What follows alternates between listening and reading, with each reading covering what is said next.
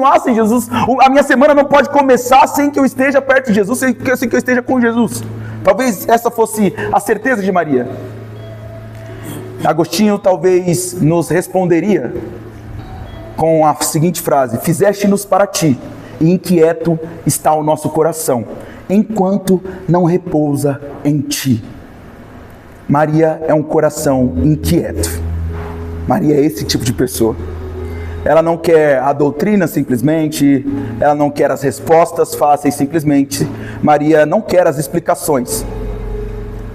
E aqui o verbo que João utiliza de permanecia, é interessante justamente porque ele não diz simplesmente que ela estava ali, ele diz que ela permanecia ali. Então ele não está falando só, Maria estava ali, de frente para o túmulo, ele está dizendo, Maria permanecia em frente ao túmulo. E essa construção de João enfatiza uma certa continuidade a respeito do que Maria estava fazendo naqueles dias. A cena inteira comunica a permanência de Maria.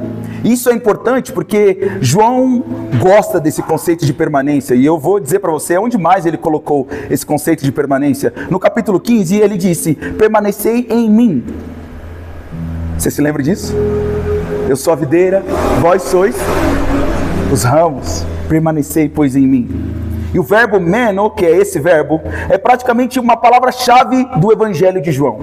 Embora não seja exatamente a mesma forma verbal que João utiliza no capítulo 15 e no capítulo 20, João está reproduzindo o mesmo padrão teológico aqui. Os discípulos foram embora, mas Maria ficou. A espiritualidade joanina não é marcada simplesmente por uma intensidade vazia, e aqui comunica justamente com a nossa geração, né? A gente ama a intensidade. A gente ama ouvir um som alto. A gente ama sentir um arrepio na pele, né? Se a gente não se arrepiar, Deus não falou com a gente, né? Se talvez a palavra de domingo para você for mais de confronto, você diz, o pastor acho que está meio magoado, está meio chateado. E não que Deus na verdade queria te alinhar, não é? A nossa geração tem dificuldade em permanecer justamente porque nós estamos acostumados a lidar com o Instagram, com o TikTok, com as redes sociais. E as redes sociais nos prendem por, no máximo, 3 minutos. Esse é o máximo que alguém consegue te prender nas redes sociais. Porque se passa disso, você não assiste. Não é verdade? Estou falando só comigo aqui, só é de mim que eu estou falando? É de você também? Pra gente tudo virou um TikTok, né? Tudo virou um TikTok, um eterno TikTok. Então se o pastor não tem palavras de efeito para poder falar para você no domingo, você vai falar assim, nossa, acho que hoje o culto não foi tão bom, né? Nossa, acho que hoje Deus não falou tanto assim comigo, porque você quer esse evangelho plastificado, esse evangelho que cabe dentro de 3 minutos. Mas o que Maria nos ensina aqui é outra coisa. É alguém que permanece diante da morte. Porque não se engane, eles não sabiam da completude do evangelho, eles não sabiam. Eles não sabiam que Jesus ia ressuscitar. Jesus não falou claramente para eles, eu vou ressuscitar. A única coisa que Jesus deu a pista foi, não darei outro sinal para vocês, a não ser o sinal de Jonas, exatamente. A não ser o sinal de Jonas. Jonas, você sabe, foi engolido por um grande peixe. Alguns teólogos compreendem que Jonas morreu e Deus o ressuscitou. Outros não, outros vão dizer que ele não morreu. Porque no capítulo 2, nós vemos claramente uma cena de um funeral de Jonas, né? Então, Jesus só fala isso para eles. Não vos darei um outro sinal a não ser o sinal de Jonas. Então, a pista só era essa. Se pra gente hoje é difícil compreender, se imagina para eles que estavam vivendo ali, na intensidade daqueles dias. Que estavam, na verdade, esperando um Messias que viesse agora depor o César. Que viesse depor Herodes, que era um rei mau. Que viesse depor Pilatos. Eles esperavam um Messias militar. Por quê? Porque a referência de rei deles era ninguém mais que Davi. O rei, o último rei das tribos todas unidas, das 12 tribos unidas. O maior rei de Israel até a vinda do verdadeiro rei, Jesus. Então não ache que estava tudo claro para eles e era mais fácil. Não era. Não se engane com isso. Nós temos a revelação hoje completa. Nós temos Paulo que escreveu depois que muitos discípulos morreram. Nós temos João que continua escrevendo para a gente Apocalipse. Quantos dos discípulos leram Apocalipse? A gente consegue saber disso? Não sabe. O que a gente sabe é que eles morreram crendo. Foram mortos por causa de uma verdade. E aqui, o termo que João utiliza para o choro de Maria não é um choro controlado. Sabe esse chorinho que a gente tem assim, controlado? É um choro de luto. Maria provavelmente estava soluçando de chorar ali diante do túmulo. Não são lágrimas discretas que Maria está depositando ali na frente daquele túmulo. É um pranto aberto. Provavelmente ela estava berrando ali na frente daquele túmulo, sem vergonha alguma, porque de novo, ela não conseguia seguir sem Jesus. Não conseguia. Aqui João quer que nós, os leitores dele, enxerguemos Maria participando emocionalmente da morte de Cristo. Ela ainda não entrou na alegria da ressurreição, porque Cristo não apareceu para ela. Ela ainda estava no luto do sábado. Ela ainda estava no luto da sexta-feira à noite. Ela ainda estava com o coração dela cheio da sexta-feira, às 15h, em que seu mestre morreu. A crise da nossa igreja moderna não é falta de informação, porque, como eu já disse para você, argumentei aqui antes, nós temos muita informação. A nossa crise, dentre as outras crises, eu não quero ser reducionista aqui, é a permanência. Os mais jovens aqui principalmente, eu ainda vivi uma vida sem TikTok, assim, sem Facebook. Eu tenho 30 anos, então ainda vivi uma vida sem TikTok, sem Facebook. Mas muitos aqui não viveram, não conheceram o que era uma vida sem Facebook, sem TikTok, sem nada do tipo. E tudo que enxergam é essa vida com TikTok, Facebook. E às vezes olham pro pastor do TikTok, do Facebook já não mais, né? É Instagram só, né? Olha, tá vendo? Complicado. Eu não tenho Facebook mais também. Me hackearam. Mas só conversa para uma outra hora. Nós nunca tivemos tantos cursos da Bíblia por aí. Nós nunca tivemos tantos podcasts falando a respeito de Deus, da Bíblia, não é? Se você clicar aí no seu YouTube, você consegue saber as informações aqui que eu estou falando para você a respeito do texto tranquilamente. Em inglês, em português, em aramaico, em hebraico, em grego. Você consegue até aprender as línguas antigas que escreveram a Bíblia. Nós temos diversos sermões por aí no YouTube. Hoje eu quero um sermão sobre amor. Digita lá, aparece, não é verdade? Quero um sermão agora sobre perdão, aí aparece lá também, não é? Tá tudo muito empacotado, mas poucos de nós conseguem permanecer diante do túmulo. Poucos de nós fomos ensinados a permanecer diante da dificuldade. Poucos de nós fomos ensinados a permanecer quando o celular desliga. Poucos de nós fomos ensinados ou estamos acostumados a nos ajoelharmos e orarmos e chorarmos quando não tem uma música tocando. Quando não tem um pastor falando palavras de efeitos que a gente gostaria de ouvir. Quando os nossos sentidos, no sentido dopaminérgico mesmo, não estão sendo acionados o tempo inteiro, né? Poucos de nós conseguimos permanecer. Poucos ficam de verdade, essa é a verdade. Nós participamos de um movimento de rua e nós vemos esse cenário, assim como vocês também. Nós vemos esse cenário na nossa cara o tempo inteiro. Nós vemos milhares de jovens clamando ali, aparentemente, louvando com todo o coração, aparentemente, mas poucos permanecem de verdade. Poucos permanecem de verdade. Muitos pegam o meu contato e falam assim: pastor, gostaria que você me discipulasse. Mas a primeira coisa que ouve, que não vai de encontro com a palavra de efeito que ele está acostumado a ouvir, ele vai embora. Porque ele não quer ser discipulado, né? O que ele quer? De fato, ele quer pertencimento. Só que pertencimento sem preço. Não existe pertencer a alguma coisa sem pagar um preço. E eu não estou dizendo aqui sobre o preço que Jesus pagou na cruz do Calvário. Esse só Ele pode pagar, amém? Não é isso que eu estou falando. Eu estou dizendo do preço da permanência. Esse é o preço que nós pagamos. Poucos de nós sabemos esperar, né? Poucos de nós sabemos também desejar, porque tudo que a gente deseja, na verdade, é fazer parte de um hype. Tudo que a gente deseja, na verdade, é fazer parte do movimento que vai salvar o Brasil, salvar a América Latina. E a gente ouviu muitas vezes que o Brasil era celeiro das nações, não é verdade? Mas é celeiro das nações quando você é simplesmente chamado para ir para a Europa, né?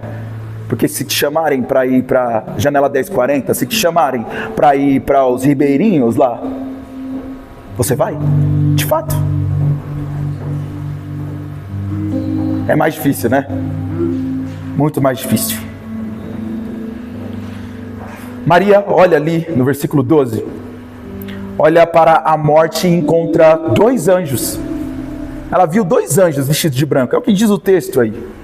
E João, como eu já disse a vocês, ele é um mestre das imagens, ele está criando uma imagem muito curiosa na nossa frente. 2 anjos, um na cabeceira e outro nos pés de Jesus. O corpo desapareceu, mas os anjos estavam ali, os anjos permaneceram, olha só. Muitos comentaristas enxergam ali uma cena muito bonita, a cena da Arca da Aliança. Você se lembra? Os querubins ficavam nas extremidades do propiciatório. Agora o verdadeiro propiciatório esteve ali, mas já não está mais. Porém, o sacrifício foi aceito. A morte foi derrotada de uma vez por todas. O Santo dos Santos está aberto. E foi sentenciado isso quando o véu do templo se rasga às 3 da tarde, naquela sexta-feira. Mas Maria continua chorando. Os anjos estão ali diante dela. 2 anjos estão ali diante dela e ela continua chorando. Por quê? Porque os anjos não podem substituir Cristo. Talvez você pare no meio do caminho quando você consegue o emprego que você gostaria. Talvez você pare no meio do caminho quando você consegue a namorada ou o namorado que você tanto queria. Talvez você pare no meio do caminho quando você consegue a faculdade que você tanto queria, e a gente vê muito isso acontecer. Mas Maria estava ali diante de 2 anjos. Ela estava ali diante de uma imagem celestial. Ela não estava diante de mim, eu, feio assim, pecador, sujo. Ela estava diante de 2 anjos. Mas mesmo assim ela permanecia chorando. Os anjos não importavam para ela. Ela não queria os anjos, não eram os anjos que Maria queria. Ela quer Jesus. Ela queria Jesus. E aqui uma observação que nós podemos fazer, muito interessante.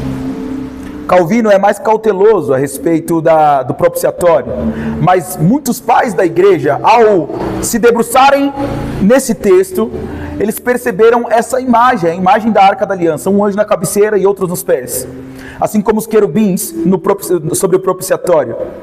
E o ponto aqui não é a gente simplesmente alegorizar e sair do texto. O ponto é perceber como João escreve, como João quer que a gente enxergue essa cena. João nunca desperdiça os detalhes aqui. O lugar onde o corpo repousou torna-se um novo santo dos santos. Muitas pessoas procuram experiências e nós estamos embriagados de tanta experiência, mas Maria está procurando Cristo. É só Cristo que ela quer, é somente Ele que ela quer. E ela nos ensina que uma espiritualidade profundamente reformada e profundamente mística ao mesmo tempo, e mística não no sentido do misticismo moderno. A mística aqui é no sentido de contemplação. Eu sei que a mística hoje a gente tem essa palavra só, simplesmente como a modernidade colocou. Místico, você já lembra logo de talvez bruxaria ou de outras religiões, mas místico aqui é no sentido de contemplação. Maria está contemplando alguma coisa, Maria está vendo algo, Maria está participando de algo. Os dons são bons, claro que são. As manifestações são boas, claro que são. As experiências são ótimas, claro que são. Mas nenhuma delas pode ocupar o lugar do Senhor na nossa vida. Nenhuma delas. Nenhuma delas. Nada substitui o Senhor na nossa vida. E aqui está o centro da mensagem de hoje. Nós estamos no versículo 15 agora. Maria pensou que Jesus era o quê? O jardineiro. Olha que interessante. Agostinho aqui, ao se debruçar com esse texto, ele praticamente explode de alegria, porque a compreensão dele pode ser uma compreensão extremamente certeira, porque ela está errada, não é o jardineiro que está ali, certo? Mas não totalmente errada. Porque João, como eu disse a vocês no início da mensagem, está fazendo teologia aqui pra gente. Então, a Bíblia começou aonde mesmo? Onde a Bíblia começou? O Éden era o quê? Um jardim. Perfeito. O Éden era um jardim. Adão caiu num jardim, certo? A maldição, portanto, entrou num jardim, certo? E agora a nova criação começa num jardim. Cristo aparece diante de Maria como o novo Adão. Mas mais do que isso, como o jardineiro, aquele que veio restaurar o que foi destruído, aquele que veio fazer de novo aquilo que foi perdido. Imagina o cenário agora, imagina comigo, não me deixa viajar sozinho aqui não, aperta o cinto aí, vamos junto. A grama molhada, o cheiro de terra, a luz do amanhecer naquele domingo de manhã, as lágrimas de Maria muito provavelmente impedindo a visão completa dela, porque como a gente já viu, ela estava soluçando de chorar. A mulher, Maria, vê um homem simples diante dela, talvez com roupas comuns, né? Talvez carregando marcas de terra, porque ela confundiu ele com o jardineiro, e ela pensa, é o jardineiro. Olha, se você levou Jesus, jardineiro, me fala para onde você levou, que eu vou lá buscá-lo, que eu o levarei. E exatamente, é o que o João responde para a gente aqui silenciosamente no texto. Ele está cultivando novamente aquilo que o pecado transformou em deserto. Ele está transformando agora novamente a criação, refazendo a criação, por intermédio dele mesmo. E aqui existe um padrão recorrente da ressurreição de Cristo. Os discípulos de Emaús não o reconheceram, certo? Os pescadores, no próximo capítulo do Evangelho de João, não o reconheceram também. Então Maria também não o reconhece. E a pergunta é, de novo, por quê? Porque talvez a tristeza obscureceu o sentido de Maria? Pode ser. Mas também havia uma ação divina ali nessa cena. A revelação do ressuscitado não acontece por mera observação humana. Nós, através do nosso intelecto, não podemos chegar à completude do amor de Deus. Nós não podemos. Porque o nosso intelecto está corrompido pelo pecado. Correto? A nossa vontade está cativa ao pecado. Então nós não podemos chegar a Deus simplesmente por contemplação, por mera observação. Ela exige uma iniciativa divina, a revelação. Ninguém chega ao conhecimento de Cristo simplesmente por essa observação neutra. Cristo precisa revelar-se. Cristo precisa se revelar. E ele se revela justamente fazendo uma coisa muito interessante. O que ele faz? Ele fala o quê? Maria. Chama Maria pelo nome. E ela imediatamente reconhece quem Jesus é. Ela imediatamente reconhece quem está diante dela. Imediatamente. Maria. E ela responde o quê? Rabone. Rabone é utilizado aqui não somente para mestre, mas para querido mestre. Rabi é mestre, diretamente. Rabone demonstra intimidade. Intimidade. Conhecimento de quem Jesus era e do que ele significava para ela. A ressurreição acontece simplesmente quando Cristo chama Maria pelo nome. Então ela agora olha e fala assim: eu estou diante do meu Salvador. Como eu não tinha reconhecido o meu Salvador? Uma palavra, apenas uma palavra. Maria, nada mais. Ele não falou: olha, eu sou Jesus. Olha, Maria, você não está reconhecendo o que é. Olha, Maria, perceba quem está na sua frente. Ele não falou nada disso. Ele simplesmente disse: Maria.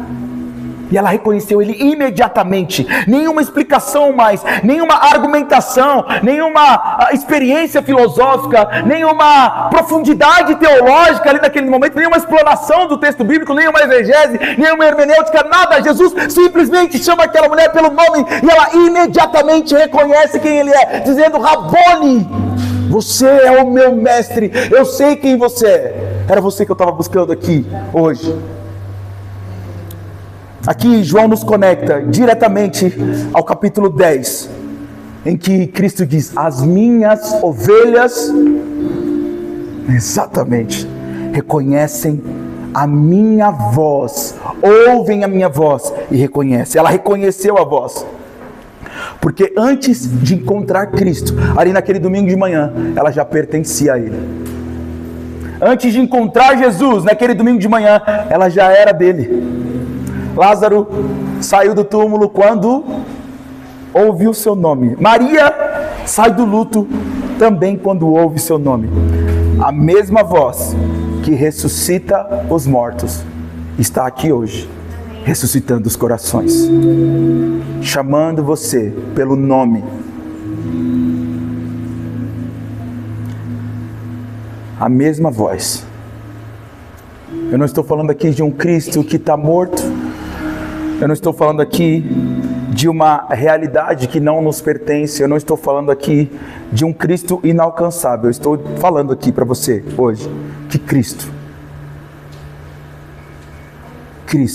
está chamando você pelo nome hoje. Talvez Jesus não esteja te chamando aqui hoje para uma festa. Talvez Jesus não esteja chamando você aqui hoje para que você seja um grande pregador. Talvez Jesus esteja chamando você aqui hoje para que você manifeste a glória dele onde você está. Spurgeon diz que não há nada mais violento e mais glorioso do que um pai de família e uma mãe de família debruçados aos pés de Jesus. Não há nada mais violento para uma sociedade que deseja o nosso fim em muitos momentos. Não há nada mais violento do que você servir a Cristo todos os dias da sua vida.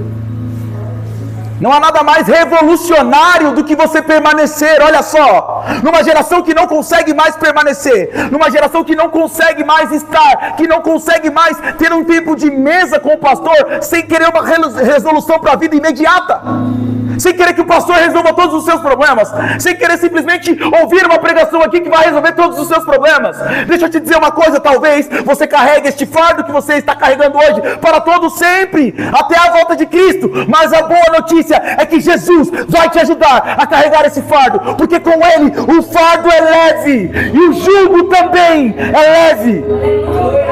Talvez você não se desfaça dessa dor que você sente hoje. Talvez essa dor existencial que você sinta no íntimo do seu ser, que nenhuma palavra talvez consiga afastar. Eu digo para você aqui hoje que não importa nada disso, só porque a única coisa que importa é Cristo, Cristo, Cristo. Então permaneça com Cristo nos dias ruins, permaneça com Cristo nas noites frias, permaneça com Cristo nos dias frios, permaneça com Cristo no dia mau, mesmo que você morra no dia mau, permaneça com Cristo.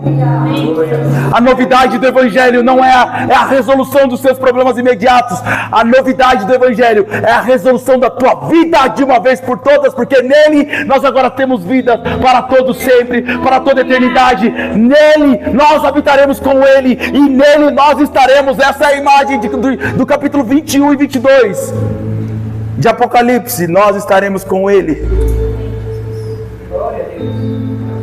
Permaneça. Permaneça. Permaneça. Uma vez, alguns anos atrás, eu estava pregando numa igreja lá na zona sul de São Paulo.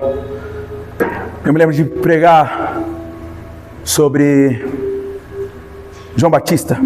E no final, nós fizemos um apelo. Falei, quem gostaria aqui de entregar sua vida a Cristo? Quem gostaria de permanecer com Cristo? Eu me lembro que alguns jovens se levantaram, mas o que mais me impressionou, e essa imagem eu guardo comigo para sempre, foi um senhor que tinha mais de 90 anos. Ele era da igreja já há muito tempo, ele fundou a igreja lá. Ele era da igreja basicamente 40 anos. E ele levantou, falou: eu quero que Deus faça algo novo comigo. Eu quero pregar o evangelho. Ainda tem coisa para fazer. Porque ele sabia a quem ele pertencia. A sua vida não é sua. As mãos e pés que você tem e a boca que você tem não te pertencem. Sabe por quê? Se elas te pertencerem, na verdade elas pertencem ao mal. É você que está falando isso, pastor, não sou eu não, é Paulo que está falando. Capítulo 3 de Romanos. Mente que só pensa o mal, boca que só fala o mal, pés que se apressam com a violência e derramar sangue. Não sou eu que estou dizendo, é Paulo. Isso significa que se você não estiver debaixo da graça de Deus, você está debaixo de outra ordem. Não existe esse murinho aí que você acha que você está, que você vive. Não existe. Não existe. Se você não está com Jesus, você está contra Ele. A mensagem de hoje é: permaneça. Permaneça. E uma outra imagem engraçada é que Maria tenta tocar Jesus e Jesus fala para ela: olha, não, eu preciso ir. Porque a Maria está tentando ainda recuperar a antiga forma de relacionamento com Jesus, talvez. Ela ainda tenta relacionar-se com Cristo no modo antigo, né? Mas uma nova etapa da história da redenção começou. Cristo está conduzindo nós, os seus discípulos, da presença visível para a comunhão mediada pelo Espírito Santo. Então eu sei que talvez você ore às vezes falando assim: eu queria ver Jesus e tal. Eu compreendo a ingenuidade às vezes do jovem de desejar isso. Mas deixa eu te falar uma coisa: se Jesus literalmente aparecer no seu quarto, você vai ser consumido. Você vai ser consumido. É isso que acontece. Porque o nosso corpo não foi glorificado ainda. Eu sei que a gente deseja essas coisas, porque nós somos isso, nós somos de carne e osso. A gente quer ver carne e osso na nossa frente, a gente só acredita no que está de carne e osso na nossa frente. Todo mundo tem um pouquinho de Tomé, não é verdade? Mas agora Cristo está nos levando, está levando a gente junto com Maria, ali naquela cena do domingo de manhã, para a comunhão agora mediada pelo Espírito, por Ele mesmo. Isso conversa diretamente com o capítulo 14 e 16 do Evangelho de João. Maria procura um cadáver, mas Cristo oferece a ela comunhão naquele domingo de manhã. Ela procura o Jesus que foi embora daquele túmulo, e Cristo apresenta para ela naquele domingo de manhã o Jesus que é de fato. Ela quer conservar uma lembrança daquilo que ela viveu naqueles 3 anos, e Cristo quer inaugurar uma nova criação ali naquele domingo de manhã. E essa tensão é extremamente atual aqui para cada um de nós. Muitas igrejas vivem da nostalgia espiritual, e a gente vive, poxa, eu gostaria tanto que acontecesse o que aconteceu em Azusa, não é o que a gente pensa? Gostaria tanto que acontecesse o que aconteceu no país de Gales, não é o que a gente pensa? Eu gostaria de viver o que aconteceu em Esbjerg, talvez, mais recentemente, é o que a gente pensa. Gostaria de viver o que a reforma protestante viveu, é o que a gente pensa. Porque a nossa mente é extremamente nostálgica, a gente acha que tudo que estava no passado era muito melhor, e talvez algumas coisas de fato eram. Nós vivemos tentando reencontrar essas experiências passadas, mas Cristo nunca chamou a sua igreja para viver as experiências para trás. Ele sempre chamou a sua igreja para viver adiante, para frente. Sempre haverá algo novo do Senhor. Sempre haverá algo novo do Senhor para viver. Mas talvez esse algo novo do Senhor seja simplesmente a sua permanência na sua família, na sua igreja. Seja simplesmente a sua permanência. Somente isso. Simplesmente a sua permanência. Eu gostaria de verdade que você não saísse daqui simplesmente pensando, olha, o pastor Daniel prega mal, não entendi nada que ele falou, ou prega bem, isso para mim não importa. Entende? Isso é pó, isso é lixo, isso é vazio. Meu papel, obviamente, é expor o texto bíblico com fidelidade, mas isso é pó. Mas se você sair daqui com a certeza do Evangelho de Cristo, se você sair daqui com a certeza da salvação em Jesus Cristo, com a certeza da permanência, a minha missão está cumprida, simplesmente. Não gostaria que você saísse daqui com frases de efeito, que eu tenho ou não falado aqui hoje, mas eu gostaria que você permanecesse. Gostaria que você abrisse a sua Bíblia, que está toda empoeirada, o aplicativo da sua Bíblia aí no seu celular, que se ele fosse o Duolingo, né? O Duolingo ele fica com carinha feia, né? Quando você fica muito tempo sem entrar nele. Se o aplicativo da Bíblia tivesse a carinha do Duolingo, você já estava te olhando feio, eu sei. Então que a gente saia daqui. Você não precisa olhar para o texto bíblico e falar assim, nossa, eu vou entender tudo agora. Agora você é o teólogo. Meu Deus, vou escavar aqui o texto. Lê de carreirinha, assim, ó. Coloca para ouvir, ou dá para ouvir. Pelo amor de Deus, dá para ouvir. Minha mãe, quando eu era criança, minha mãe me obrigava a fazer o ano bíblico. Me obrigava, não tinha essa. 4 horas da manhã, todo mundo acordado em casa, fazendo culto e lendo texto bíblico. Era isso. De Gênesis e Apocalipse, tá? Sem pular genealogias. Tá bom? Eu sei que você pula. Eu sei que você pula a genealogia. Sem pular genealogias, ela me obrigava. Até que um dia ela não precisou obrigar mais, olha só. Olha que coisa. Lê sua Bíblia. Desempoeira esse seu joelho aí.